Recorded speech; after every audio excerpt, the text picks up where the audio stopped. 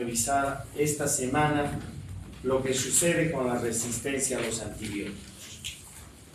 No voy a poder probablemente levantar mucho la voz, les ruego la tolerancia suficiente, salgo de un muy fuerte resfrío y obviamente eso imposibilita que pudiera dar la clase como quisiera darla.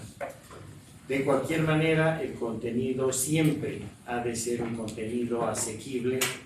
Y lo que voy a hacer es, tenía que haberles pasado ya al representante de la asignatura los temas de metabolismo, pero estoy esperando que concluyamos con esto más para pasar todo de una sola vez. ¿Ya? Ahí de hecho van a contar con estas láminas también. Nos toca revisar esta semana 3 clases a propósito de lo que está pasando con las bacterias y su resistencia a los antibióticos. Porque es un problema ya global.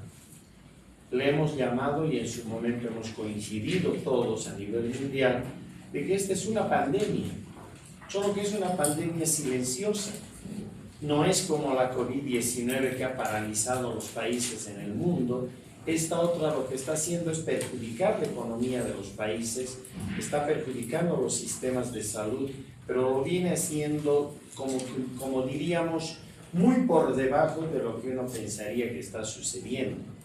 Y si bien cada vez se habla más de lo que pasa con la resistencia a los antibióticos, por otra parte también hay errores en la comunicación de este tema hacia la población. Hay errores que lamentablemente incluso los colegas médicos están cometiendo a diario. Y cuando tenemos toda esa situación tan candente, muy poco podemos avanzar en lo que se pudiera referir a intentar, no podemos contener al 100%, es imposible, pero sí, por lo menos pudiéramos retardar lo que significa la aparición de esta resistencia a los antibióticos. Así que entonces vayamos viendo nuestras láminas. Le han llamado la revancha de las bacterias, parece que sí. No es un problema de ahora, este es un problema que viene desde el inicio prácticamente de lo que hemos venido estudiando en cuanto al mundo bacteriano en el planeta. La resistencia a los antibióticos se ha venido dando desde tiempos inmemoriales y es una historia de miles de millones de años atrás. Y uno diría, pero ¿cómo es posible eso si los antibióticos recién los hemos aprendido primero a manejar, los hemos descubierto hace no más de 100 años atrás? Y la respuesta es de que en la naturaleza los mohos, los hongos y diferentes bacterias están fabricando antibióticos continuamente.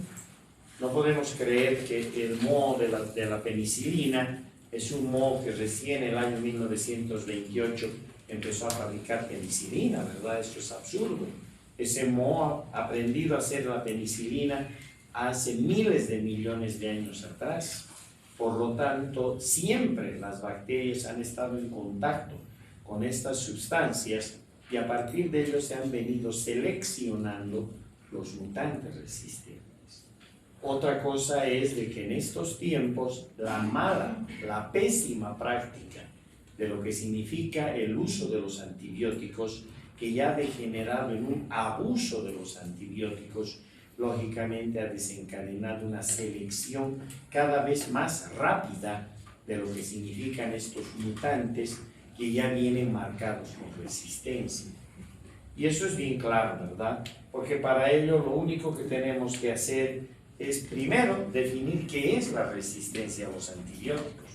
Y ustedes están viendo en la lámina que básicamente estamos hablando de un proceso potencial. Claro que sí. Basta que las bacterias tengan material genético y sabemos que este material cada vez que se divide, que se replica, necesariamente puede modificarse y de hecho así sucede y a esas modificaciones les llamamos mutaciones, ¿verdad? Esto es algo que viene dándose continuamente. Por eso es de que el proceso de la resistencia se apoya precisamente en este sistema, vamos uno atrás y dos inclusive, se apoya en este sistema potencial que poseen las bacterias. Gracias a esa respuesta Las bacterias no se van a inhibir o no se van a destruir cuando precisamente se produzca la interacción con los antibióticos. Y ustedes ya han llevado, antimicrobianos han llevado antibióticos, saben que estos se dividen en bactericidas y bacteriostáticos. Precisamente eso es lo que están viendo acá. Si no se inhiben, es que los bacteriostáticos no van a funcionar. Y si no se destruyen, es que los bactericidas tampoco van a funcionar. ¿De acuerdo? Esto hace de que necesariamente se pueda predecir fallas terapéuticas. Usamos un antibiótico creyendo que va a impactar sobre una determinada bacteria, en una también determinada infección, y resulta que no sucede este fenómeno. Al contrario, hay problemas cada vez tan graves que hay bacterias que pueden llegar a utilizar incluso los antibióticos, algunos antibióticos, como metabolitos de desarrollo. A eso se le llama hormesis. Por lo tanto, lejos de querer resolver una infección cuando estamos dando el antibiótico, es casi como echarle gasolina al fuego. Lo único que vamos a hacer es de que el proceso se torne todavía mucho más agresivo. Y es por eso que hablamos de que estas fallas terapéuticas básicamente nos van a dar laboratorialmente lo que conocemos como en los resultados de los antibiogramas, las respuestas o categorías de intermedio o de resistencia. Cuando ya hablamos de resistencia, y esto está basada en lo que emerge desde el resultado del antibiograma, ese método laboratorial por el cual averiguamos si las bacterias son todavía o no sensibles a los antibióticos, pues resulta que muestran tenores diferentes de resistencia y un camino intermedio que es precisamente esa respuesta, aquella que queda entre la sensibilidad y la resistencia, y que es el aspecto intermedio, que es una frontera que va a ir cada vez yéndose más hacia la resistencia. Pero obviamente esta resistencia es clínica, la estamos viendo en los pacientes. Eso significa de que tiene que haber la dosificación de ese antibiótico. Este se va a concentrar fisiológicamente en el organismo del paciente y va a obedecer imprescindiblemente a que se haya establecido por lo menos un mecanismo de resistencia. No puede haber resistencia a los antibióticos en las bacterias si es que no se ha producido también previamente la adquisición por mutación o por recepción de genes de resistencia, de que se haya producido un mecanismo por lo menos de resistencia. Obviamente estos pueden generarse desde el genoma de la bacteria, cromosómicamente o extracromosomalmente. Cuando esto pasa, los famosos puntos de corte se mueven. Y vamos a ver poco a poco qué significa esto de los puntos de corte. Porque si tenemos a la resistencia clínica desde una perspectiva, también podemos mirar la resistencia desde la perspectiva de la microbiología. En la microbiología esto es más claro todavía, porque las cepas bacterianas se van a dividir o ya sean en wild type o del tipo salvaje, o las non-wild type, las que no son del tipo salvaje, las no tipo salvaje, ¿de acuerdo? No hay otra opción en microbiología.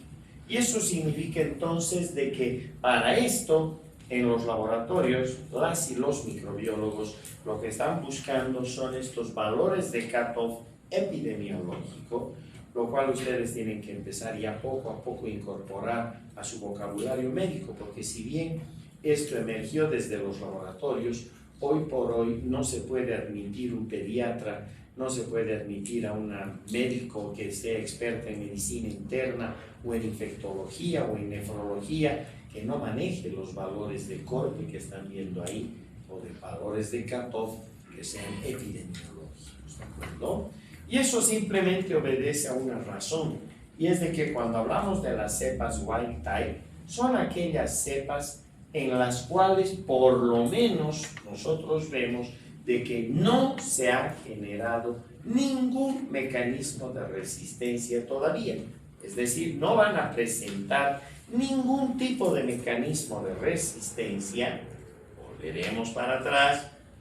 lo que obviamente significa que afortunadamente las mutaciones por las cuales se está pasando esa bacteria no han tocado lo que significa el hecho de que pueda mostrarse refractaria a un determinado antibiótico. ¿De acuerdo?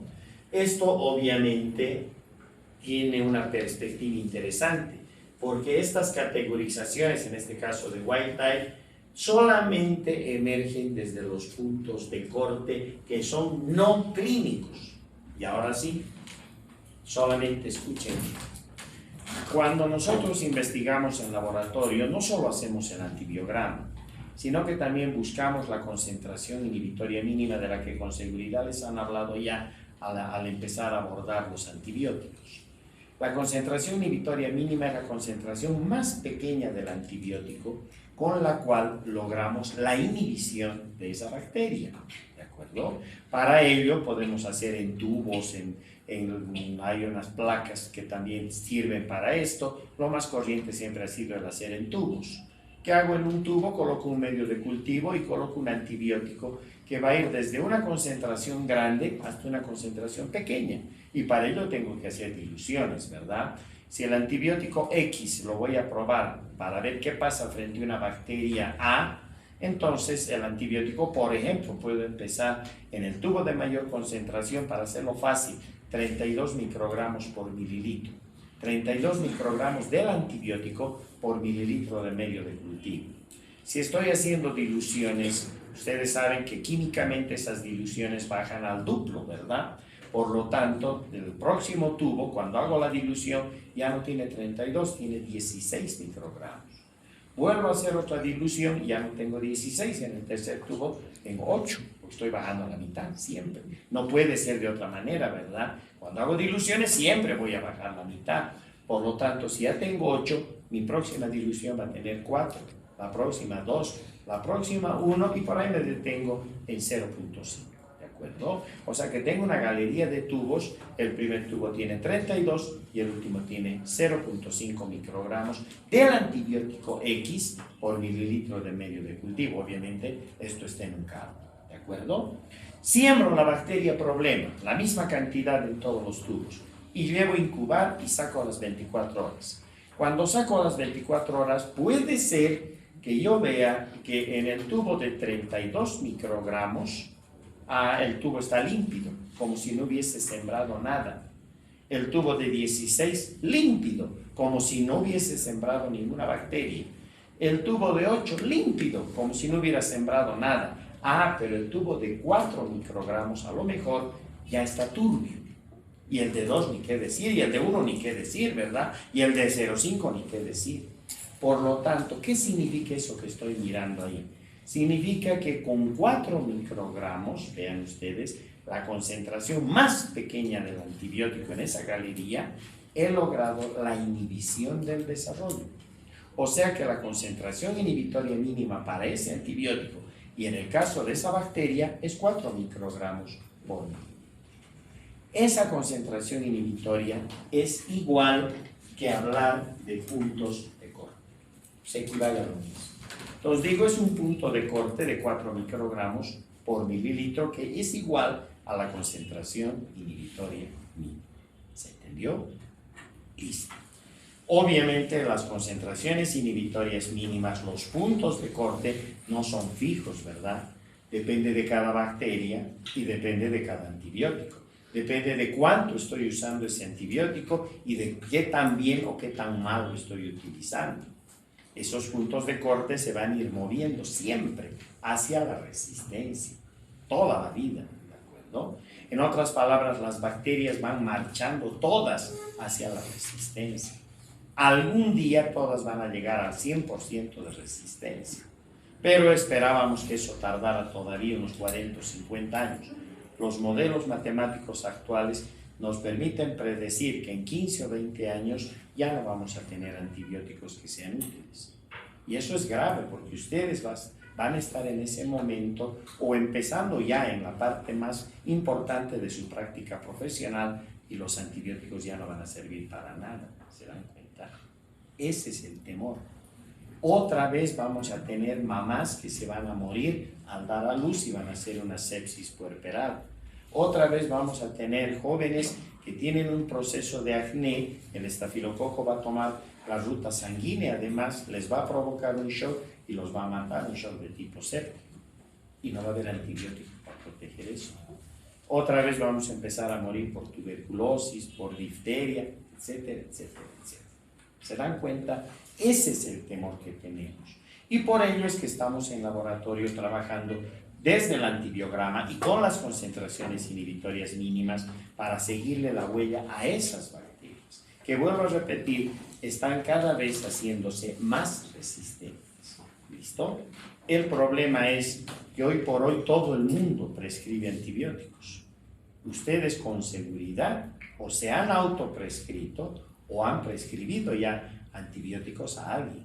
Las mamás son las mejores pediatras, ¿no? Tengo infección de esta, anda, cómprate ampicilina, vas a ver, estás bien. En la farmacia vas a ver, dile ciprofloxacina y ya está. Y no sabemos las dosis, no sabemos las vías de administración, no sabemos la metabolización de ese antibiótico, ni cuál es su mecanismo de acción, que es lo que ustedes ya han estudiado. Por lo tanto, con todo eso que estamos haciendo tan mal, y ni qué decir con nuestros colegas médicos que no entienden resistencia a los antibióticos, siguen prescribiendo a diestra y siniestra antibióticos. Un bebé que llega con diarrea al consultorio y que por la clínica y luego por el laboratorio está detectado de que se trata de un cuadro viral, sabiendo que del 100% de las diarreas, el 80% son virales. No necesitan antibiótico. De hecho, no hay un antibiótico contra los virus, ¿verdad? Todos van contra las bacterias. Y en este caso, ¿qué es lo que hace el clínico? No, me aseguraré las espaldas, le daré nomás su antibiótico. O papás que llevan ese niño y que cuando el pediatra les dice, miren, es un proceso viral, solamente hay que reponerle sus líquidos, sus electrolitos, no le cortamos la leche, le van a dar estas sales de rehidratación y le vamos a controlar así. ¿Qué hacen los papás? Este es un animal, no tiene idea de las cosas. Vamos donde otro pediatra. Y si ese otro pediatra o ese otro médico se da cuenta de lo que ha venido sucediendo, le va a dar antibióticos, le va a dar antiespasmódicos, le va a dar una serie de exámenes de laboratorio que le van a tomar muestras hasta de los pelos, y cuando la cuenta sale y es más de 5.000 bolivianos, este pediatra es bueno, sabe lo que está haciendo, le ha dado antibióticos. ¿Se dan cuenta? Entonces, esa presión, que no es solo en Bolivia, es en todo el mundo. Todo el mundo funciona exactamente igual. Eso es lo que ha venido cada vez seleccionando más mutantes resistentes. Y estas cepas wild type eran las ideales porque no tenían ningún mecanismo de resistencia. Ahora nos muestran más bien la otra cara de la medalla, las non-wild type. O sea, aquellas bacterias que presentan por lo menos un mecanismo de resistencia, que lo han adquirido obviamente por mutaciones. Una vez más, en el laboratorio no sabemos si el antibiótico en la clínica va a funcionar o no. En el laboratorio solo estamos viendo si tiene mecanismo de resistencia o no tiene. Si no tienes una wild type, tal vez el antibiótico va a funcionar. Nunca podemos asegurar. Una non-wild type ya tiene un mecanismo de resistencia y alguien nos dirá, pero entonces no va a funcionar. No sabemos, porque a lo mejor el antibiótico va a tomar otro tipo además de dianas, de lugares donde va a atacar, dependiendo del tipo de antibiótico, o uniéndole con otro es probable que las cosas caminen. Es decir, estos puntos de corte no son clínicos, son totalmente laboratoriales. ¿Se entendió? Perfecto, sigamos. Pero hemos dicho que tienen que originarse ya sea en el cromosoma de la bacteria, o sea, su genoma, o extracromosomalmente.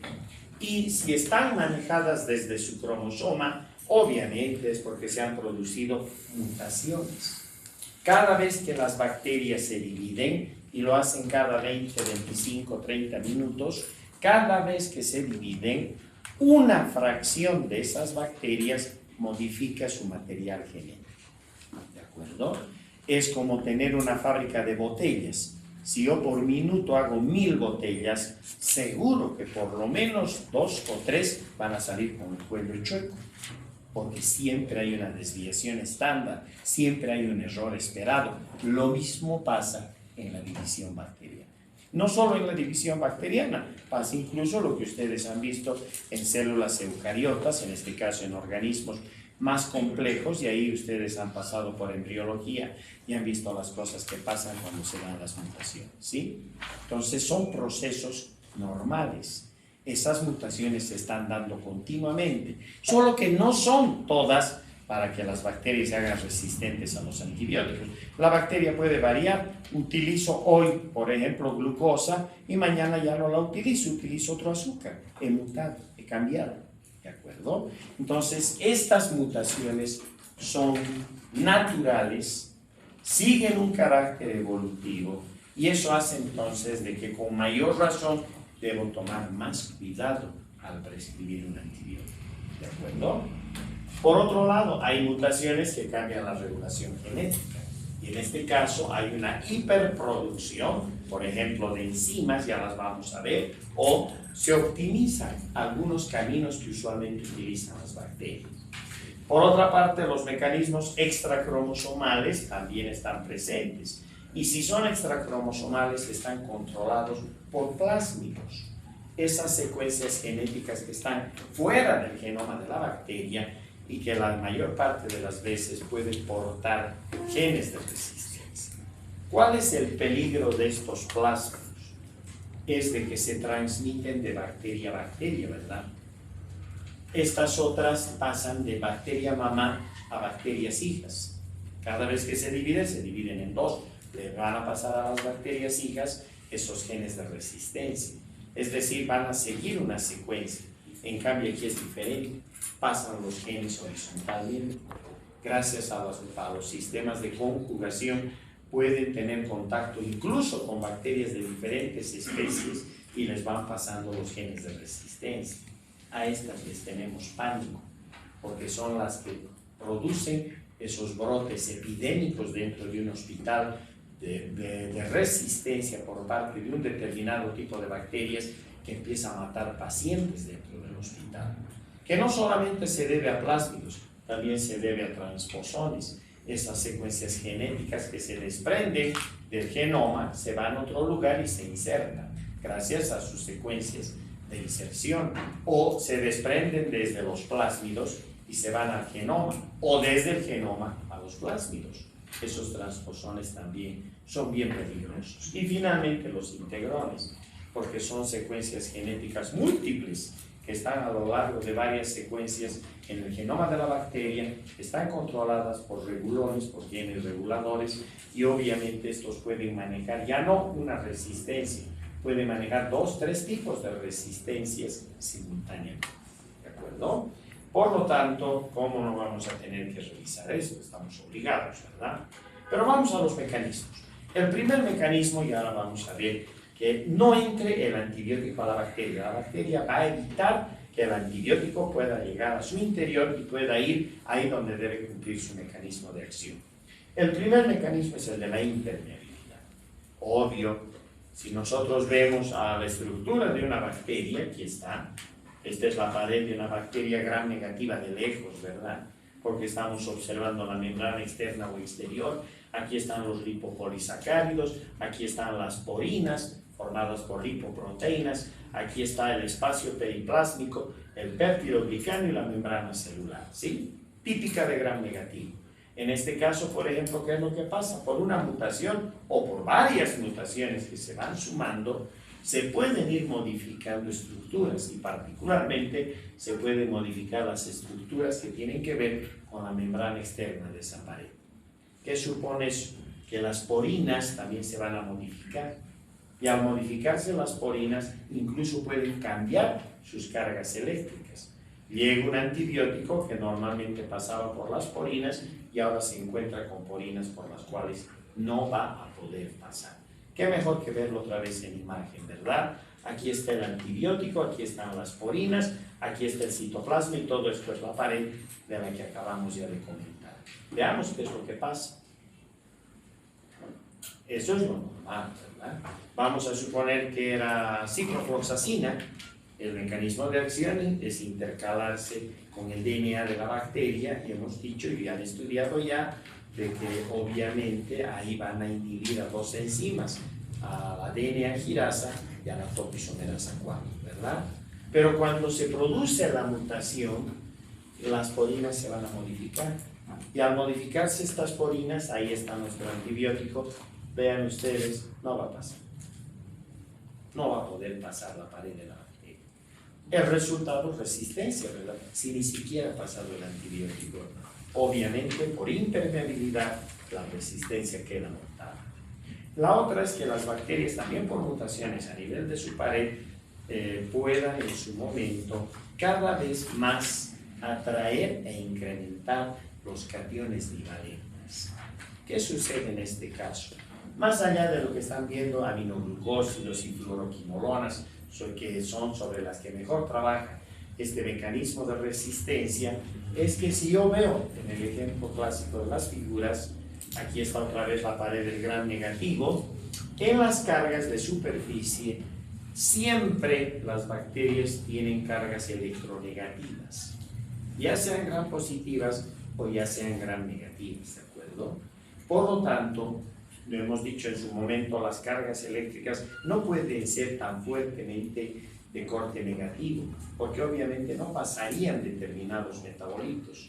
¿Qué es lo que hacen las bacterias entonces? Atrapan cationes divalentes, por ejemplo calcio, y gracias a eso estabilizan las cargas. No es que dejan de ser electronegativas, solo que disminuyen esa electronegatividad y ahora sí pueden pasar los metabolitos sin problema.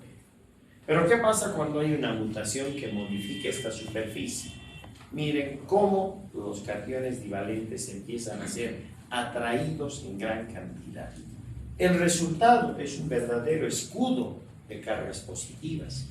Ahora imaginemos un antibiótico, el caso de los aminoglucósidos. Cualquier aminoglucósido, gentamicina, canamicina, estos aminoglucósidos son los más electropositivos que encontramos a nivel de los antibióticos.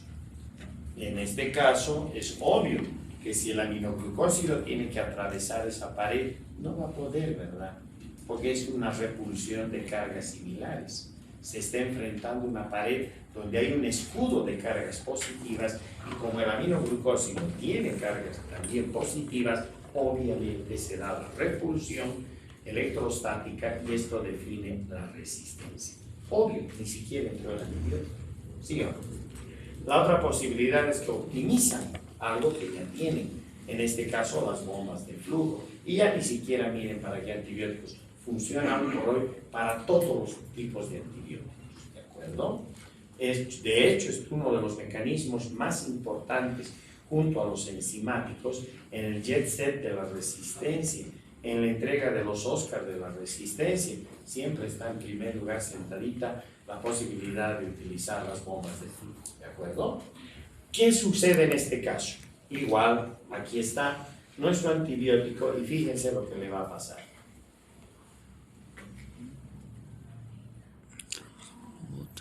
Ni siquiera llegó al citoplasma. Vamos a suponer que era una tetraciclina. Recuerden su mecanismo de acción, ¿verdad? Tienen que ir hasta los ribosomas y trabajar sobre determinada unidad del ribosoma. En este caso, ¿qué ha sucedido? Simplemente que cuando nosotros vemos que la molécula del antibiótico pasa, rápidamente una proteína de fusión engancha al antibiótico, lo reorienta y lo expulsa por un canal de salida. Por eso los españoles también le llaman el mecanismo de la expulsión activa, porque obviamente se gasta bastante ATP, ¿de acuerdo? Una vez más, ni siquiera logró llegar a donde debía actuar, sino que trata de pasar la pared, proteínas de fusión lo enganchan, una vez de que se unen con todo un sistema transportador, se reorienta, van a un canal de salida y lo expulsan al antibiótico, le sacan tarjeta roja. Por lo tanto, obvio, ni siquiera cumplió su mecanismo de acción. El resultado es desde ya la resistencia. ¿Listo? La otra es que ya el antibiótico ha logrado pasar, no había nada que le oponga el paso como en los casos anteriores, pero ahora puede haber modificaciones por mutación. Por ejemplo, puede haber nuevas PPPs, o puede haber diferentes enzimas que se modifican. Veámoslo con imágenes. Siempre es mejor, ¿verdad? Acá tienen una fotografía del libro que ustedes están revisando con seguridad, el libro Jarret's de microbiología. Ahí tienen el esquema de la pared, el peptidoglicano clásico. Aquí está el ácido N-acetilglucosamina, el ácido N-acetilmurámico, y todo se repite, ¿verdad? Y estamos viendo que del murámico se desprenden o se enganchan 4 o 5 aminoácidos, ¿verdad? Solamente para recordar pared. En el primer lugar siempre vamos a tener una L-alanina, en el segundo lugar una D-glutamina o D-isoglutamina o D-glutamato. El tercer lugar es el más variable, si es un gram negativo es el ADP, el ácido diamino pimélico, y si es cualquier otra bacteria, incluidas las gram positivas, cualquier aminoácido pero en configuración levosa. Y en el último lugar tenemos una D-alanina, que a veces puede haber una D-alanina más. ¿Y para qué vamos a dar el nombre largo? Decimos hay un D-ala o hay dos D-alas, ¿de acuerdo? Ahora, ¿qué sucede aquí? Lo interesante es de que si estos ladrillos, porque actúan como ladrillos, unidades básicas murales, estuviesen simplemente una sobre la otra superpuestas, obviamente esta pared no sería rígida, ¿cierto?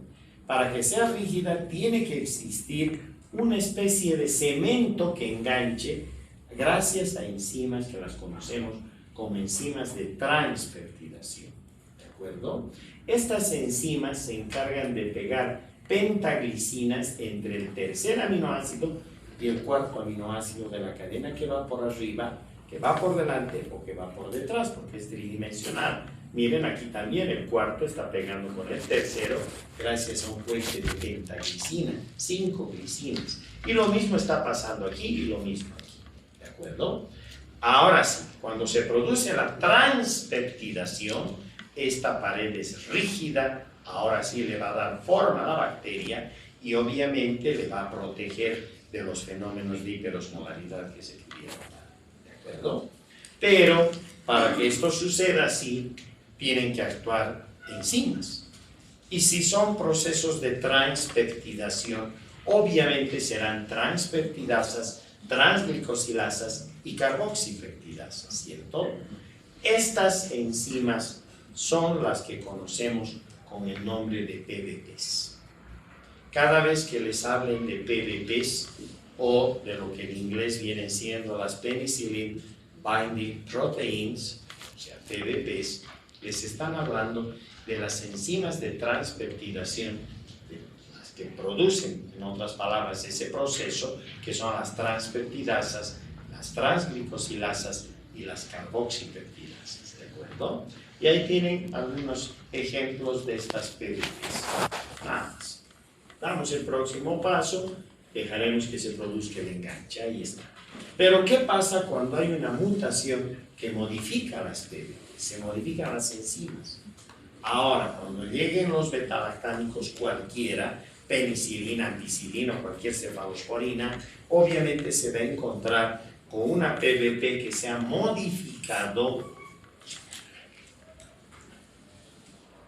por la mutación. Y si se ha modificado por la mutación, ahora ese betalactámico no va a poder lograr la inhibición competitiva de esta PBP. El resultado, resistencia, ¿verdad? Obvio. ¿Se entiende el porqué de las PBPs? Perfecto. La otra es, hemos dicho que modifiquen otras enzimas, y aquí el ejemplo clásico es el de las sulfas, o mejor aún, todavía, la sulfa asociada a otra molécula, el caso del sulfamethoxazol, que está asociado a la trimetoprima, conforma lo que llamamos como el cotrimoxazol, lo que también en las farmacias nos dicen, sí, el Bactrim, exacto, pero esta es la marca. Químicamente o farmacológicamente hablando, estamos refiriéndonos al cotrimoxazol, que vuelvo a repetir, es el sulfamethoxazol más la trimetoprima. ¿Qué pasa con esas dos moléculas que actúan en conjunto? La primera, cabe decir, las sulfas, siempre van a trabajar en este paso. desde el ácido paraminobenzoico al ácido dihidroteroico. Y lo hacen gracias a la dihidroteroato sintetasa. Esa es la enzima, que es el blanco de las sulfas, cualquiera.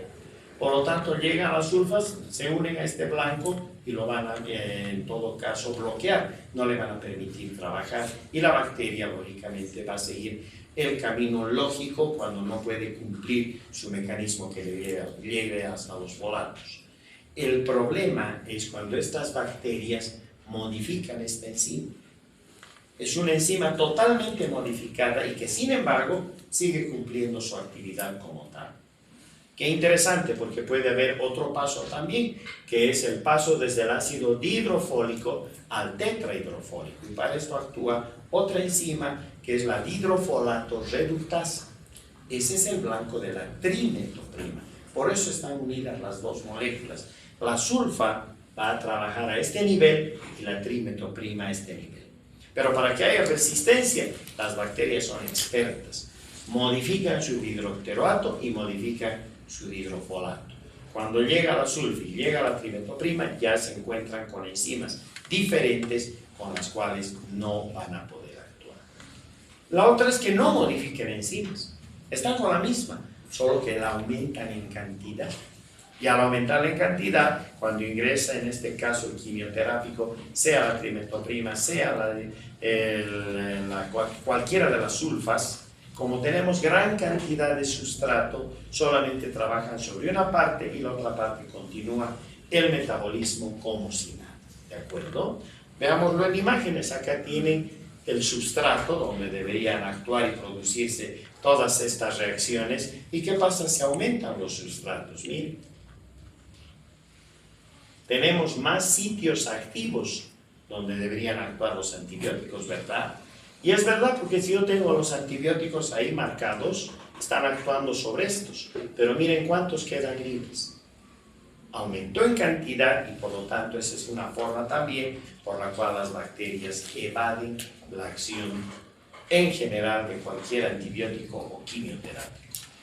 La otra es que alteren enzimas que ya las tenían trabajando normalmente. Por ejemplo, pueden modificar una proteína.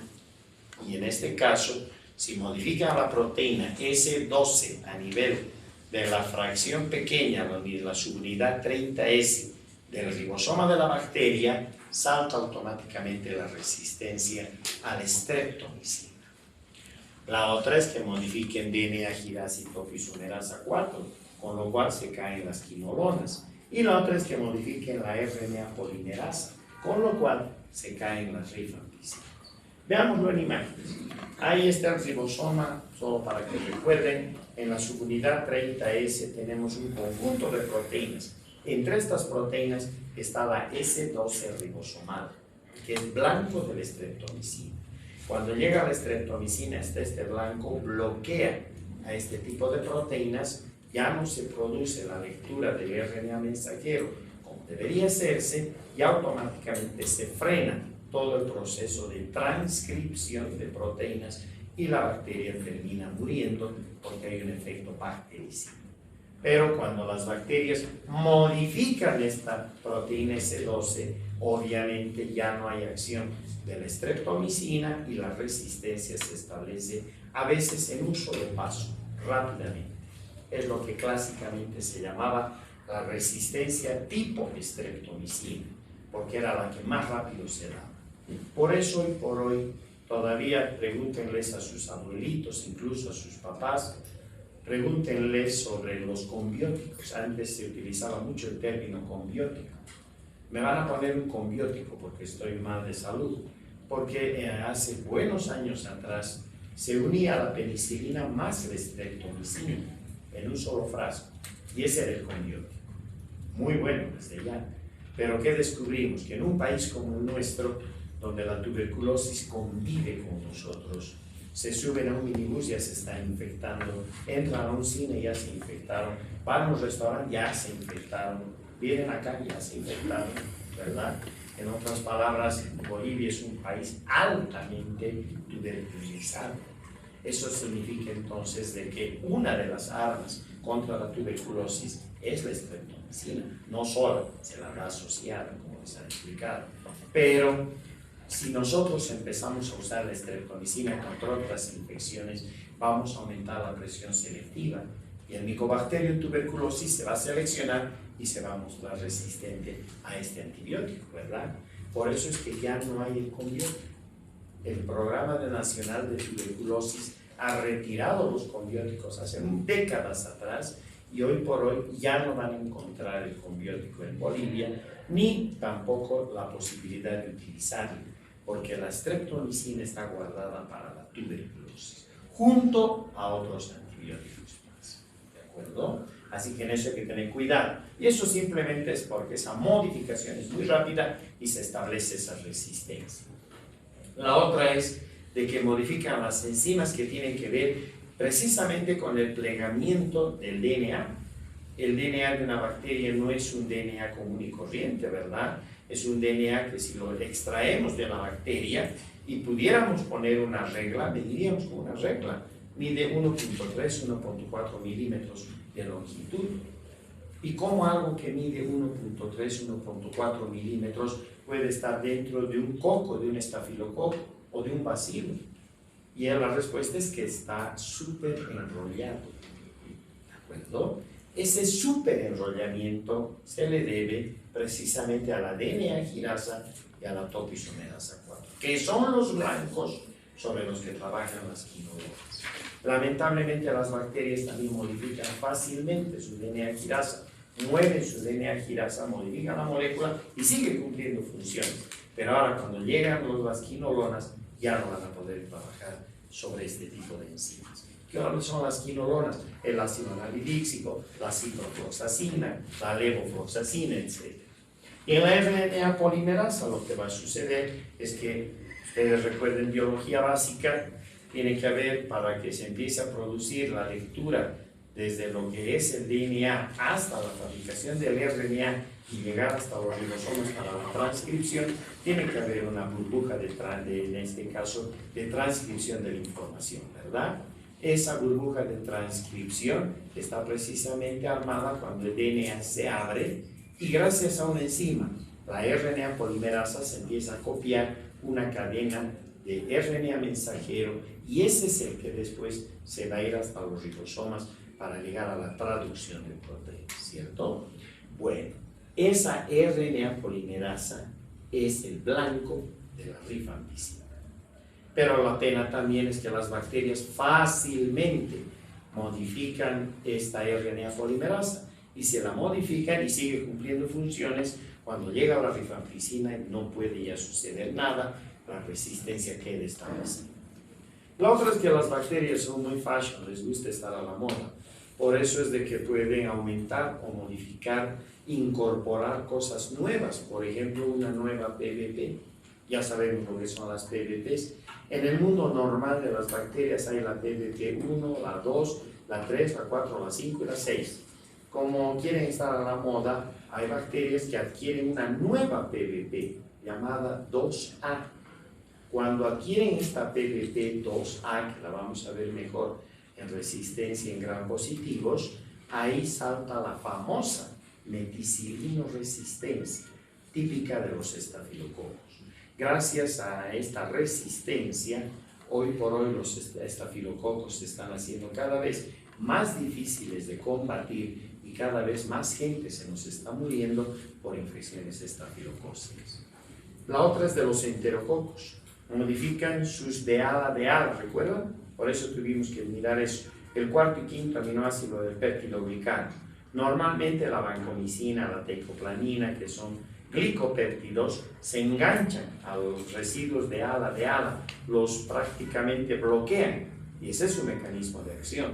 Pero los enterococos también quieren estar a la moda, por lo tanto desplazan los residuos de ala y más bien ahí colocan otro tipo de residuo que puede ser, por ejemplo, un D-lactato. Si colocan un D-lactato, este es mucho más grueso, mucho más complejo, o sea que cuando llega la vancomicina y trata de secuestrar a los de ala, ahora se encuentra con un D-lactato, no puede, rebota y la resistencia queda establecida. Son los famosos enterococos vancomicino resistentes. el terror de los hospitales. Cada vez más niños se nos mueren en las salas de neonatología por culpa de esta bacteria, que además está en nuestras mucosas, está en nuestras manos. No nos lavamos las manos, atendemos mal a nuestros pacientes, les llevamos estos enterococos que se han quedado a vivir en los hospitales y terminan matando estos niños, ¿de acuerdo? Por eso les decía, hay que tener demasiado cuidado con este tipo de situaciones. Y estas que vienen son bonitas porque son modificaciones simplemente estructurales. En otras palabras, las bacterias pueden aumentar el espesor de su pared. Esta es una bacteria con un espesor normal, una bacteria gram positiva, fíjense, todo es peptidoglicano. Pero ¿qué pasa si la bacteria por una mutación empieza a fabricar mucha N-acetilglucosamina y N-acetilburámico? ¿Recuerdan los dos ladrillitos que estaban en el peptidoglicano? Si empiezan a fabricar tanto de esto, la bacteria no lo va a desperdiciar, más bien va a empezar a armar paredes, ¿no es cierto? Trozos para pared, y les va a empezar a incorporar en su pared. Pero obviamente una pared de estas características se va a ver obligada, miren, a ser mucho más voluminosa esta estructura, porque tiene tanto ladrillo para disponer que puede empezar a construir una pared mucho más voluminosa. Cuando llegan los glicopéptidos, vancomicina, teicoplanin, van a trabajar, claro que sí, pero van a trabajar en el volumen que podrían hacerlo. Miren, todo esto está de más. El resultado, se va a caer la acción de sus antibióticos, ¿cierto? O incluso puede haber una hiperproducción de péptidos. Han visto que estaban los de ADA en cuarto y quinto lugar. Las bacterias pueden empezar a aumentar los residuos de DHA. Y una vez que aumentan estos residuos de ALA, uno pensaría, ¿van a fabricar más pared? No. Estas bacterias son muy astutas. Lo que van a hacer es empezar a eliminarlas al exterior. Y al eliminarlas al exterior, cuando llegue la vancomicina, se va a unir. Hemos dicho que secuestra a los de ALA, ¿no es cierto? Nos va a llegar, llega hasta la bacteria y como se están soltando tantos residuos de ALA, se van a enganchar estos residuos, van a cumplir su mecanismo de acción, pero fuera de la bacteria, fuera de la pared de la bacteria. Por eso también a esto se le llama trampa de afinidad, porque en el fondo lo que está pasando es como en los aviones de combate. Sueltan señuelos de calor para que los cohetes, los proyectiles del otro se vayan a esos señuelos. Esta bacteria está eliminando señuelos, pero de DHA, para que la vancomicina, la teicoplanin se unan a estos residuos, pero fuera de la bacteria. Resultado, bacteria resistente. ¿Sí o no? La otra es de que pueden llegar en su momento a metilar de una manera muy agresiva y proteger su ribosoma. Y entonces tenemos el famoso sistema MLSD. Famoso, ¿por qué? Porque es una triple resistencia. Macrólidos, lincosaminas y estreptograminas del grupo B. En los macrólidos, recuerden, están eritromicina, acitromicina, claritromicina. En las lincosamidas están lincomicina, clindamicina. Y en las estreptograminas del grupo B está la virginomicina, la pristinomicina, que no hay en morir. Y sin embargo, nuestras bacterias ya son resistentes a las estreptograminas del grupo B, a un grupo de antibióticos que no hay en morir. Porque una vez más, no es que el antibiótico las vuelve resistentes. Lo que hace el antibiótico mal utilizado es seleccionar a los mutantes resistentes. ¿Se entiende?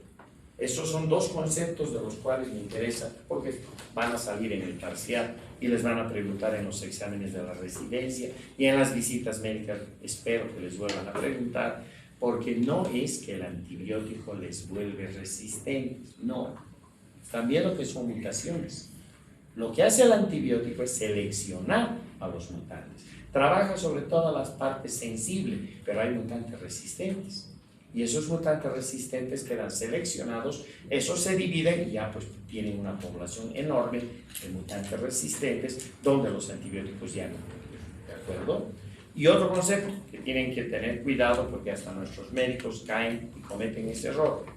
Dicen, ¿cómo es posible que este señor tenga resistencia a este antibiótico si nunca le hemos dado este antibiótico a este señor? Y entonces le jalamos su oreja al médico y le decimos, a las aulas de microbiología. Tiene que volver, porque no es que el paciente se hace resistente. No somos nosotros resistentes. Las que se vuelven resistentes son nuestras bacterias. ¿De acuerdo? Son las bacterias las que se seleccionan para precisamente producir estos mutantes resistentes o seleccionarlos directamente y a partir de ello imagínense todo lo que puede suceder. Ya en la recta final, la modificación enzimática. Las modificaciones vienen dadas por enzimas también que manejan las bacterias, en este caso la cloranfenicol acetiltransferasa. ¿Qué va a hacer esta enzima? Este es el cloranfenicol. Va a hacer lo que dice su nombre, acetila, le pega primero un grupo acetilo y luego le pega un segundo grupo acetilo. Esta fórmula no tiene nada que ver con esto. Esta es totalmente inactiva, ya no es activa. El resultado, resistencia al cloranfenicol por parte de la cloranfenicol acetiltransferasa. La otra es un juego de enzimas que son las adenin, las acetil y las fosfotransferasas. Todas estas o sueltas terminan dando resistencia a los aminoglucósidos. Canamicina, gentamicina, amikacina, tobramicina, streptomicina inclusive. ¿De acuerdo? En este caso, entonces, estas enzimas puede ser que se unan o trabajen solas.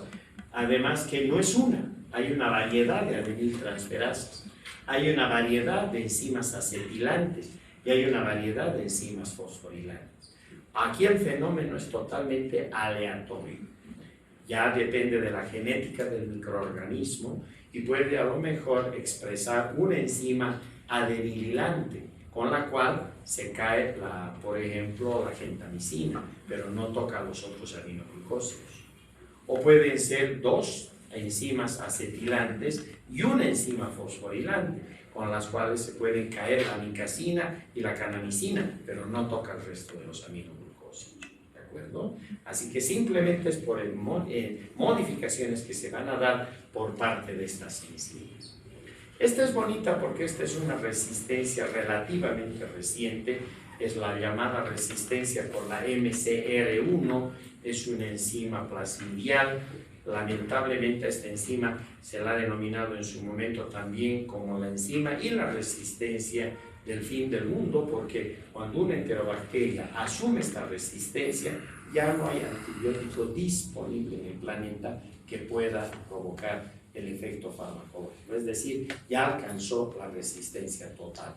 Hoy por hoy hay algunas moléculas que han aparecido, pero lamentablemente son tan costosas que obviamente no están en Bolivia y no van a llegar en muchísimo tiempo, ¿de acuerdo? Acá lo único que estamos hablando de la fosfoetanolamina transferasa. ¿Qué es lo que va a hacer esta enzima? Va a pegar un grupo de fosfetanolamina en la superficie de la bacteria a nivel de los lipopolisacáridos, con lo cual el antibiótico que debería pasar, que es la colistina, no lo pasa. Y si no pasa la colistina, que es la última herramienta que tenemos, sobre todo en Bolivia, sobre infecciones por gram negativos, imagínense ustedes el resultado, ¿verdad? Y si uno diría, pero eso en la China han descubierto algunas cepas en Alemania, en Europa, algunas otras en Estados Unidos. Bueno, la noticia triste es que en nuestro laboratorio, en el INLAS, en bacteriología, a través de los trabajos de la licenciada Rebollo, de la doctora Verónica Medrano, del Laboratorio de Bacteriología Clínica, y sobre cepas que nos envió la bacterióloga del Hospital de Clínicas, la doctora Marilena Barriga, se encontró una salmonela, por eso esta resistencia a la colistina mediada por MCR1 en Salmonella typhimuriae. Primer reporte en Bolivia. Esta salmonela era resistente a todos los antibióticos comercialmente disponibles en el país, incluida la colistina. Es decir, ya no había más opción de tratamiento contra esta bacteria. Ese es el tipo de bacterias contra las que tienen que pelear, y por ello es que recalcamos tanto estos pasos. Y bueno, esto que nos va a llevar toda una clase, que es el mundo de las beta-lactamasas. Las beta-lactamasas lo que van a hacer es abrir los anillos beta-lactámicos, ¿verdad? Ustedes han estudiado ya que la penicilina, en general todos los beta-lactámicos, se les conoce de esa manera y no de otra forma, porque químicamente corresponden al paquete de los beta-lactámicos. Me explico. Y eso es porque tienen al oxígeno en posición beta con respecto al nitrógeno. Por eso se llaman beta-lactámicos. ¿De acuerdo? Porque tienen al oxígeno en posición beta con respecto al nitrógeno. ¿Se entendió? La actividad antibacteriana está acá, en el anillo beta-lactámico. El resto, el anillo secundario, solamente sirve para mejorar la acción de la molécula, que se va a ionizar mejor, va a lograr llegar a los diferentes tejidos, etc. Pero la actividad antibiótica está aquí. Y esta es la fórmula estructural de la penicilina y esta de las cefalosporinas, para que vean que los beta-lactámicos son muy similares y sus anillos beta-lactámicos son igualitos, con variaciones acá en los radicales. De ahí surgen la ampicilina, la amoxicilina o en las cefalosporinas, las de primera, las de segunda, las de tercera, cuarta y quinta generación. Pero ¿qué hacen las beta-lactamasas que fabrican las bacterias? Abren estos anillos. Y al abrir estos anillos, fíjense, se pierde la acción antibiótica.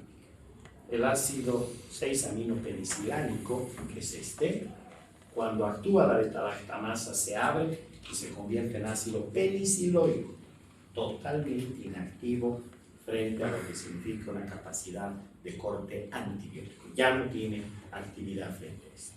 ¿De acuerdo? Esa es la acción fundamental de las beta-lactamasas. Y esto es algo que vale la pena comentarlo, porque las bacterias sí son buenas amigas. Les prometo que no hay mejores que ellas. Miren, estas bacterias, por ejemplo, este es un mecanismo trabajado en el año 2016-2017, ahí están las citas para que puedan explorar los artículos fuente, que eso es lo mejor, ¿verdad? Pero vean ustedes, acá tenemos, vamos a ir para atrás, nos hemos adelantado. Esta es una bacteria gram negativa, ¿verdad? Aquí está su membrana externa o exterior, su espacio péptido-glicano. Miren, ha fabricado una beta-lactamasa, en este caso una carbapenemasa. Y esta no tiene. ¿Qué es lo que hace este microorganismo? Miren, va a envolver esa carbapenemasa en un segmento de membrana externa, se va a mover, fíjense, y se va a insertar en la membrana externa de la bacteria vecina. Una vez que se inserta, va a vaciar la carbapenemasa en su espacio periplásmico. No le está dando los genes para dar más resistencia, le está dando directamente la beta-lactamasa. En este caso es una carbapenemasa. ¿Qué tal? Impresionante, ¿verdad? Y ahora sí, nosotros podemos decir claramente de que al término de esta charla Fleming no se equivocó. Fleming en 1928 descubre la penicilina. Estamos a 4 años del centenario del descubrimiento de la penicilina por Fleming. Cuando le dieron el premio Nobel en 1945, junto a otros 2 investigadores que utilizaron, uno por la producción masiva de la penicilina, estamos hablando de Chain, y el otro porque utilizó por primera vez clínicamente la penicilina del doctor Howard Florey. Los 3 recibieron el premio Nobel el año 1945. Fleming fue el que dio el discurso de agradecimiento, y en su discurso, cuando acababa el mismo, él decía que advertía de que la penicilina aparecía como una molécula no tóxica, y es verdad, es la molécula más noble. De modo que no hay que preocuparse con la sobredosificación o con intoxicar al paciente. Sin embargo, puede haber el peligro de la subdosificación, que es lo que hacemos tan mal hoy por hoy. Así, no va a ser difícil conseguir microorganismos que sean resistentes a la penicilina en el laboratorio. Él era médico bacteriólogo, exponiéndoles a concentraciones no letales. Y ahora sí tiene la parte clínica. Esto debería estar en todas las salas y consultorios, pudiendo suceder lo mismo en el organismo. Lo dijo el año 1945, no le hicimos caso. Era la época en la que empezaba la ola y continuaba la ola de descubrimientos en el terreno de los antibióticos. Creíamos que íbamos a tener antibióticos para toda la vida, y hoy estamos a un paso de perderlos. fuimos muy soberbios y estamos pagando muy caro esta soberbia. Muchísimas gracias.